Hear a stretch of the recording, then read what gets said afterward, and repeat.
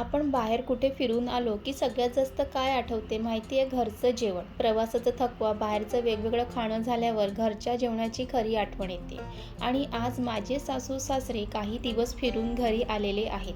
थोडा प्रवास, थोडा थकवा, म्हणून आजच्या जेवणात काहीतरी खास असायलाच हवं होतं. म्हणून आज मी त्यांच्यासाठी बनवते साधी, पोटाला हलकी पण मनापासून केलेली डाळ आणि मसूरची भाजी, सोबत गरमागरम भात, पापड, आंबट तिखट लोणचं, लसूण चटणी, सॅलड आणि दही. घरचं जेवण म्हणजे फक्त पोट भरणं नाही, तर प्रेम, काळजी आणि आपुलकी असते. हा व्हिडिओ शेवटपर्यंत नक्की बघा. नमस्कार सगळ्यांना, तुमचं स्वागत आहे रेसिपी विथ पायल या चॅनलवरती. इथे तुम्हाला घरगुती आणि सोप्या पद्धतीने व्हेज नॉनव्हेज रेसिपी बघायला मिळतील. त्यासोबतच तुम्हाला इथे ब्लॉग आणि कुटुंबातले छोटे छोटे क्षणसुद्धा मी तुमच्यासोबत शेअर करते. त्यामुळे हा चॅनल तुम्ही अजूनपर्यंत सबस्क्राईब केलं नसेल तर सबस्क्राईब करून घ्या आणि व्हिडिओ आवडत असेल तर एक लाईकसुद्धा करत चला. सर्वात आधी इथे मी डाळीची तयारी करून घेणार आहे. त्यासाठी इथे मी मूग डाळ आणि तूर डाळ अशी दोन्ही मिक्स डाळ करून ही डाळ बनवणार आहे, कारण मिक्स डाळ चवीला खूप छान लागते.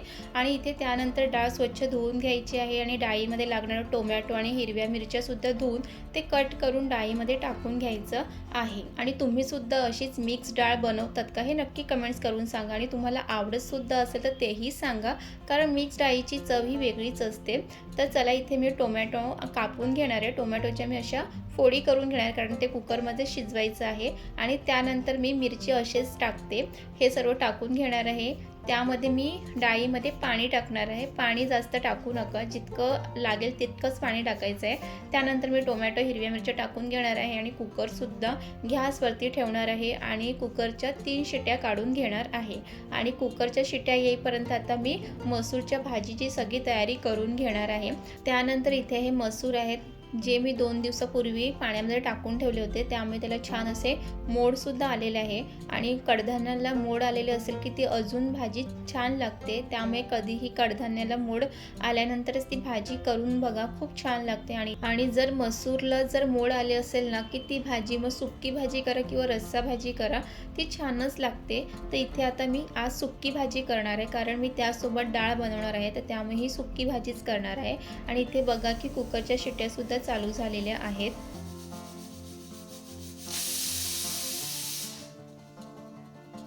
कुकरच्या 3 शिट्या होईपर्यंत आता बाकीची तयारी करून घेऊया. इथे मी 2 कांदे, लसूण, हिरव्या मिरच्या, 2 टोमॅटो, कोथिंबीर आणि कढीपत्ता हे सर्व घेतलेलं आहे. आता हे सर्व आपण बारीक कट करून घ्यायचं आहे. आणि त्याआधी तर मी सर्वात आधी इथे वाटण करून घेते. लसूण, आलं, मिरची आणि कोथिंबीर मस्त वाटण करून घेणार आहे. आणि जेव्हा जास्तच असं काही वाटण करायचं असेल तेव्हा मी मिक्सरचा वापर करते, पण रोजच्या जेवणा करताना खलबत्त्यामध्ये वाटण हेच मला खूप जास्त सोयीस्कर वाटते. आणि इथे माझं वाटणसुद्धा झालेलं आहे. त्यानंतर कांदा, टोमॅटो हे सुद्धा बारीक कट करून घेणार आहे. आणि मसूरच्या सुक्या भाजीमध्ये मी बटाटा घालणार नाही आहे. जर तुम्हाला बटाटा घालायचा असेल तर तुम्ही बटाटासुद्धा त्यामध्ये घालू शकता, ते सुद्धा छान लागते. आणि कांदा, टोमॅटो घालून केलेली मसूरची भाजीसुद्धा खूप छान लागते. दोन्ही पद्धतीने तुम्ही केलीत ना तरीही ती छानच लागते. आणि इथे मी सर्व बारीक कट करेपर्यंत तुम्ही आपल्या चॅनलला सबस्क्राईब करून घ्या. व्हिडिओ आवडत असेल तर लाईक करा आणि एक छानसा कमेंटसुद्धा करा.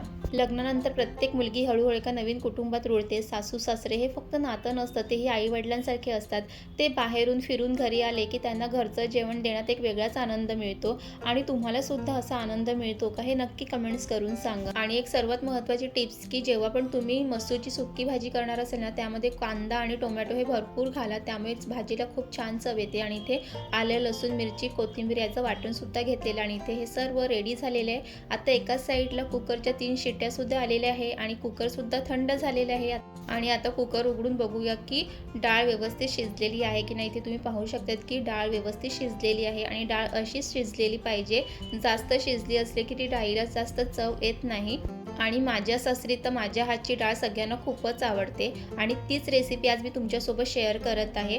आता तुम्ही सांगाल की डाळ करणं काय मोठी गोष्ट आहे. डाळ करताना काही टिप्स फॉलो केल्या ना की डाळ ती अगदी चवीला भारी बनून होते. सर्वात आधी तिथे डाळीची खमंग फोडणी करून घेणार आहे. त्यामध्ये मी आधी तेल घातलेलं आहे. तेल व्यवस्थित गरम करून घ्यायचं आहे. त्यानंतर त्यामध्ये मोहरी घालायचं आहे. मोहरी तडतडल्यानंतरच त्यामध्ये जिरं घालायचं आहे. जिरंसुद्धा व्यवस्थित तडतडलं की त्यामध्ये मग कढीपत्ता घालायचा. कढीपत्ता थोडासा जास्तच घालायचा आहे. आणि त्यानंतर ह्यामध्ये मी भरपूर असा लसूण ठेचून घातलेला आहे. कधीही डाळीच्या खमंग फोडणीसाठी ठेचलेला लसूणच घालायचा आणि तो लसूणसुद्धा खरपूस होईपर्यंत परतून घ्यायचा आहे.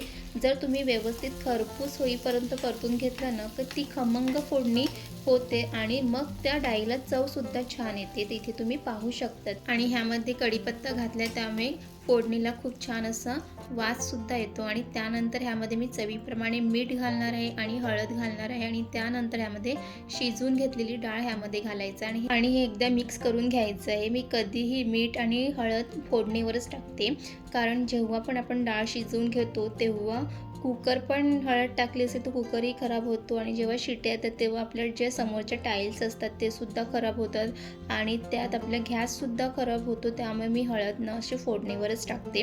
आणि त्यानंतर मी ह्याच्यामध्ये पाणी टाकून घेणार आहे. जितकं तुम्हाला डाळ पातळ जाड जशी पाहिजे तितकं त्यामध्ये तुम्ही पाणी घालायचं आहे. आणि जर तुम्हाला ह्यामध्ये थोडंसं तिखटसुद्धा घालायचं असेल, तिखट मसाला, तर तुम्ही ते फोडणीवर घालू शकतात.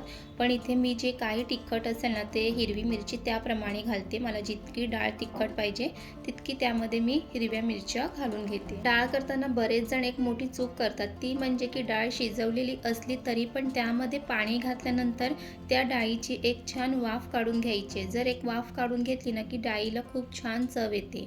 आणि त्यानंतर इथे मी डाळीची एक छान वाफ काढून घेतलेली आहे आणि त्यानंतर भरपूर अशी हिरवी कोथिंबीर घालून घ्यायची आहे. आणि डाळीमध्ये भरपूर अशी हिरवी कोथिंबीर घालायची, त्यामुळे डाळीला अजून खूप छान चव येते. आणि ही मी एकदा मिक्स करून घेणार आणि तुम्ही इथे पाहू शकतात की डाळ खूपच चवीला भारी अशी बनून झालेली आहे. तुम्ही सुद्धा अशा पद्धतीने एकदा नक्की बनवून बघा. आणि तुम्ही सुद्धा अशाच पद्धतीने जर डाळ बनवत असाल ना तर मला नक्की कमेंट्स करून सांगा. त्यानंतर मी लगेच मसूरची सुकी भाजी सुद्धा करायला घेणार आहे आणि ही भाजी मी कुकरमध्ये करणार आहे. कुकर गॅसवर ठेवून घेतलं, त्यामध्ये तेल घातलं. तेल गरम झाल्यानंतर त्यामध्ये जिरं घातलं. जिरं व्यवस्थित तडतडून घेतलं आणि मग त्यामध्ये भरपूर असं कढीपत्ता त्यामध्ये घातलं. आणि कधीही कडधान्याची भाजी करतो ना त्यामध्ये कढीपत्ता घालायचाच, त्यामुळे भाजीला खूप छान चव येतो. त्यानंतर त्यामध्ये बारीक चिरून घेतलेला कांदा त्यामध्ये घालायचा आहे. कांदा व्यवस्थित परतून घ्यायचा आहे.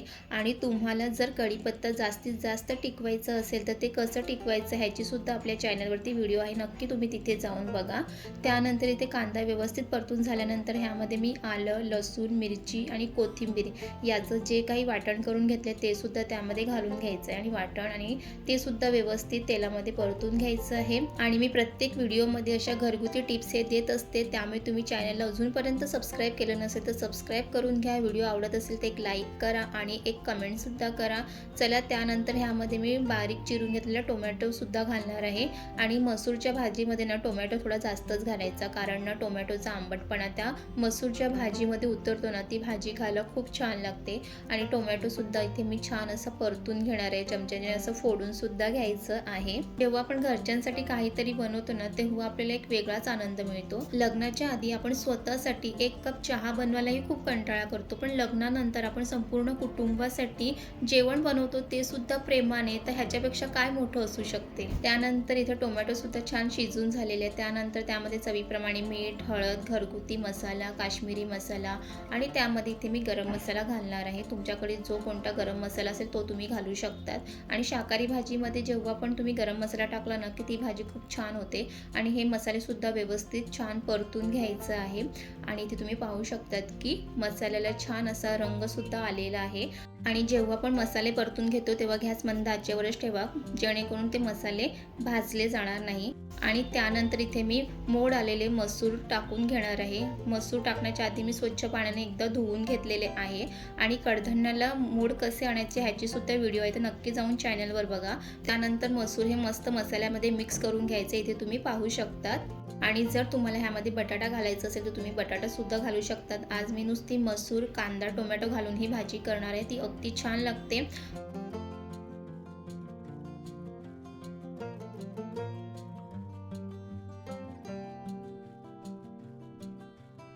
त्यानंतर मी अगदी ह्याच्यामध्ये थोडंसंच पाणी घालणार आहे आणि थोडंसं पाणी घालून ते एकदा मिक्स करून घेणार आहे. आणि ती तुम्ही पाहू शकतात की मी इथे जास्त पाणी घातलेलं नाही, अगदी थोडंसंच पाणी घालायचं आहे.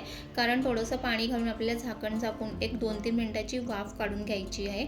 आणि 2-3 मिनटं झाल्यानंतर इथे आपण झाकण काढून घेणार आहे आणि इथे एक छान अशी वाफ काढून घेतलेली आहे आणि ते एकदा परत मिक्स करून घ्यायचं आहे. कधीही भाजी करताना ना कुकरमध्ये जर तुम्ही करत असाल ना तर त्याच्यामध्ये डायरेक्ट पाणी टाकून कुकरचं झाकण लावून शिट्या काढून घ्यायचं नाही आहे. तर त्याच्या आधी अशी 2 मिनिटाची एक वाफ काढून घ्यायची, अगदी थोडंसं पाणी घालूनच.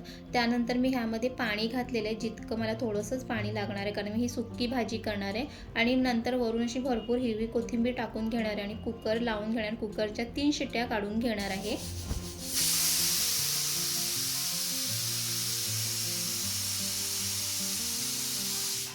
आणि कुकरच्या 3 शिट्ट्या येईपर्यंत मी पूर्ण किचनसुद्धा आवरून घेतले आणि इथे कुकरसुद्धा थंड झालेले आणि इथे पाहू शकतात की खूपच छान अशी भाजी ही बनवून तयार झालेली आहे. आणि आता ह्यामध्ये थोडंसं रस्सा दिसत आहे, ते भाजी थंड झाली की तो रस्सासुद्धा त्यामध्ये दिसत नाही, कारण ही भाजी थोड्यानंतर घट्ट होत जाईल. आणि इथे आपली ही भाजी, मसूरची भाजी झटपट होणारी बनवून तयार झालेली आहे. आणि एकदा परत मी वरून थोडीशी हिरवी कोथिंबीर घालणार आहे, कारण मला ना कोथिंबीर टाकायला खूप आवडते कडधान्याच्या भाजीमध्ये, कारण त्याच्यामुळे अजून खूप छान चव येते. आणि इथे फायनली आपली मसूरची भाजी ही बनवून तयार झालेली आहे. आणि अशा पद्धतीची मसूरची भाजी ही भाकरी, चपाती किंवा भातासोबत खूप छान लागते. आणि तुम्हाला सुद्धा ही रेसिपी आवडली असेल तर नक्की कमेंट्स करून सांगा. आणि दुसरीकडे खमंग फोडणीची डाळ सुद्धा आहे, त्याची सुद्धा रेसिपी तुम्हाला कशी वाटली हे नक्की कमेंट्स करून सांगा. आणि तुम्हाला ही डाळ पाहूनच समजेल की डाळ किती चवीला भारी झालेली आहे. आणि तुम्ही सुद्धा अशाच पद्धतीने एकदा नक्की डाळ बनवून बघा आणि मला कमेंट्समध्ये सांगा की तुम्ही सुद्धा अशाच पद्धतीची डाळ बनवतात का. आणि जर गरमागरम भात, त्यासोबत डाळ आणि अशी मसूरची भाजी आणि त्यासोबत सॅलेड, लसूणची चटणी, पापड, लोणचं आणि थोडंसं दही, हे कॉम्बिनेशन असेल ना की ते जेवण अप्रतिम लागते. आणि आज तुम्हाला मी माझ्या सासू सासऱ्यांसाठी हे बनवलेलं जेवण कसं वाटलं हे नक्की कमेंट्स करून सांगा, कारण त्यांना तर हे जेवण खूप आवडलेलं आहे. आणि तुम्हाला सुद्धा आवडलं असेल तर तुम्ही सुद्धा मला कमेंट्समध्ये सांगा. आणि तुम्ही आतापर्यंत आपल्या चॅनलला सबस्क्राईब केलं नसेल तर सबस्क्राईब करून घ्या. आणि व्हिडिओ आवडला असेल तर एक लाईक करा, कमेंट्स करा. आणि तुमच्या मित्रमैत्रिणीला जर असं व्हेज थाळी आवडत असेल तर त्यांना सुद्धा शेअर करा. आणि पूर्ण व्हिडिओ पाहिल्याबद्दल तुमचं मनापासून धन्यवाद. पुन्हा भेटूया अशाच छान रेसिपीसोबत. Bye bye.